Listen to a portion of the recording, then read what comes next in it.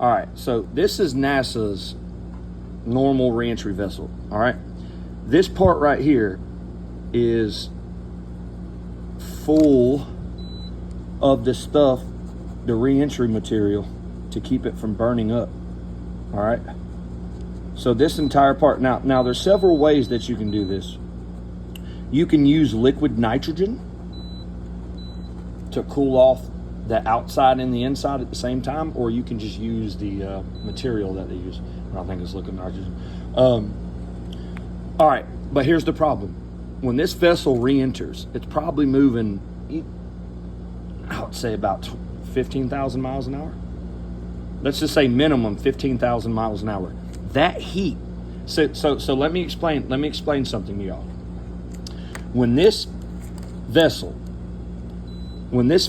is re-entering our atmosphere, when it's in space, there's no atmosphere. All right, so let me explain this to y'all. As this vessel is coming into our atmosphere, it's fighting. That ain't no machine talking.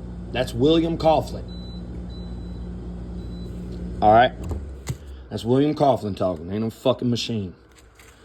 All right, so when you're moving 15,000 miles an hour and all of a sudden you hit an atmosphere, what people don't understand, our atmosphere is statically charged. So when you're moving through space, there's no atmosphere, so there's no heat friction. But as you start entering our atmosphere, you start getting friction. See, friction, and I know a lot of people don't understand this. But what causes lightning and rain is friction. The water drops moving by each other, just that boom, that causes lightning. So as this vessel re-enters, it does the same thing. It heats up this outer layer so hot that it will burn the vessel up. Now let me tell you this. This is wrong. Incorrect. That is not how you build a re-entry vessel. This is. Now, it looks like a spaceship. Because it is. Instead of having motors that push you forward, see, this is where NASA messed up. Because you have to be able to slow your vehicle down to nothing. Yes. So, up here. Now, this is a reentry vessel that is perfected. All right. So the only place that you're going to have your jets that push you forward are on these backside. But I wish I knew how to draw in 360 degrees, but I don't. But here's what you do. This is the top side of your aircraft. You take 2 miniature jets and you put them up here.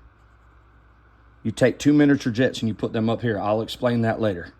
2 mini jets. All right. You put them up here. All right, I'll explain this later.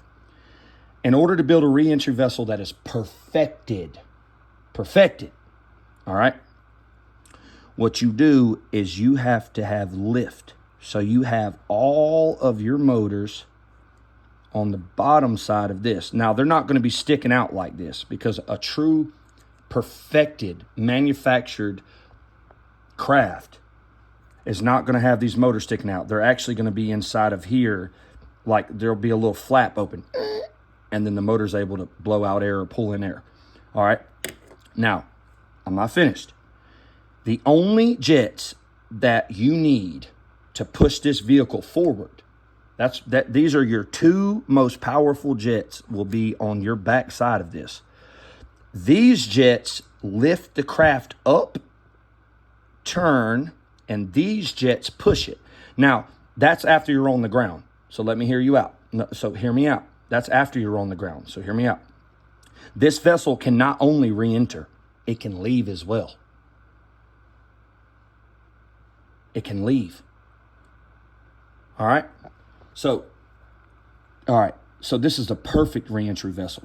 So the problem is, like I told you, this vessel re-enters at 15,000 miles an hour. This vessel re-enters at 0 miles per hour. And let me explain myself. Once you're in space and you're about to re-enter, You have your air brakes on your most powerful jets to slow your craft down. And after your craft is no longer moving and you need to make your way to our re-entry point right here. This is our re-entry point. So these jets slow the vehicle down completely to 0. And then you use these 2 top jets to push your vessel down to help catch inside of gravity. And then it pulls the vessel down for you. And then you reignite these jets to fly straight. How you re-enter with no worry is 0 speed. You just fall right in. When gravity catches you, you reignite these jets. And then as you get close to the ground, you ignite these jets and you land perfect. I know that's a rough design, but that is a perfect re-entry vessel because it's an alien vessel. They're real.